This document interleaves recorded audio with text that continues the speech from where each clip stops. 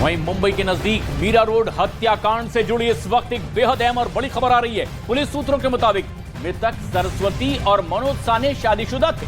दोनों ने मंदिर में शादी की थी। मनोज साने और मृतक सरस्वती शादी के बाद मुंबई के बोरीवली इलाके में रह रहे थे और यहां से शिफ्ट होकर के वो मीरा रोड चले गए थे, जबकि अब तक सामने आ रहा था ये कि दोनों लिव इन में ही रह रहे थे, लेकिन फिर बाद में तफ्तीश में पता चला कि दोनों ने शादी भी मंदिर में कर ली।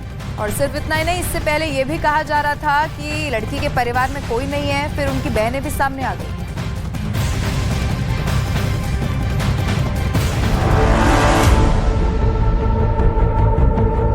इन्वेस्टिगेशन में ऐसा पता चला कि इन्होंने शादी किया था और बहनों को भी बताया था कि ऐसे हमने शादी किया है, बल्कि इनकी एज डिफरेंस का गैप की वजह से ये किसी को मतलब बाहर ऐसा खुल के नहीं कभी बताया कि हमने इन लोगों ने शादी किया था।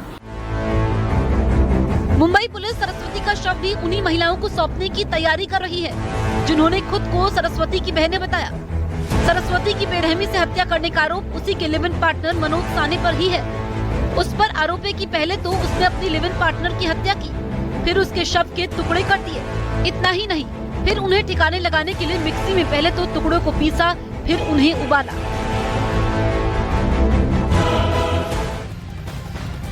और ठाणे में महिला की हत्या का मामला लगातार उलझते जा रहा है। आरोपी के बयान के बाद अब 3 महिलाएं सामने आ चुकी हैं और इन्होंने आरोपी पार्टनर से ठीक उलट अपने दावे रखे हैं। आपको बताते हैं कि किस तरह से अब ये बयानों के बाद मामला उलझता चला जा रहा है। ग्राफिक्स के जरिए आपको समझाने की कोशिश करते हैं कि कैसे मौत मिस्ट्री उलझ गई है। पहले दावा था कि जो मृतका है वो अनाथ है। अब दावा बहन होने का है। 2 बहनें सामने आ चुकी हैं।